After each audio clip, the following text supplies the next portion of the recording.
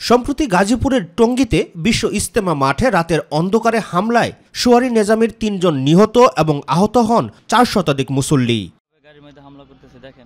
এরই মধ্যে ঘটনার সঙ্গে জড়িত থাকার অভিযোগে সাতপন্থীদের মূল হোতাসহ বেশ কয়েকজনের নামে মামলা দায়ের করেছেন সুয়ারি নেজামের মুসল্লিরা। সাতপন্থীদের নিষিদ্ধ সহ ৩ দফা দাবিতে কাকরাইলে সুয়ারি নেজামের এই সংবাদ সম্মেলনের আয়োজন। এহেন পরিস্থিতিতে আমাদের দাবি হচ্ছে, নাম্বার ১, বারবার আক্রমণকারী এই সন্ত্রাসী সাতপন্থীদের সকল কার্যক্রম রাষ্ট্রীয়ভাবে নিষিদ্ধ করতে হবে।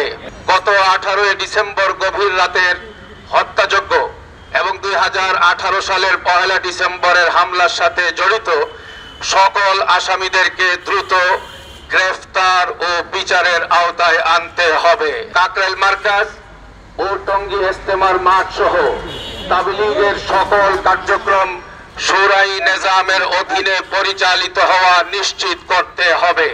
এ সময় আসামিদের 24 ঘন্টার মধ্যে গ্রেফতারের দাবিতে বৃহস্পতিবার সকাল 9টা থেকে কাকরাইল সহ এর আশেপাশে এলাকায় শান্তিপূর্ণ অবস্থান কর্মসূচির ঘোষণা দেন তাবলীগ জামাত বাংলাদেশের শীর্ষ নেতারা।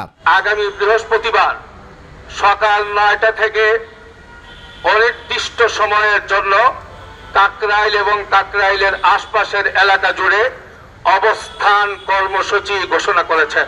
বিগত সরকারের দোসর হিসেবে হামলাকারীরা দেশকে অস্থিতিশীল করার চেষ্টা করেছিল বলেও অভিযোগ করেন বক্তারা। যদি ওনার এই বিরোধিতা করা না হয় তাহলে আমরা আল্লাহ পাকের আদালতে আমরা দোষী সাব্যস্ত হব।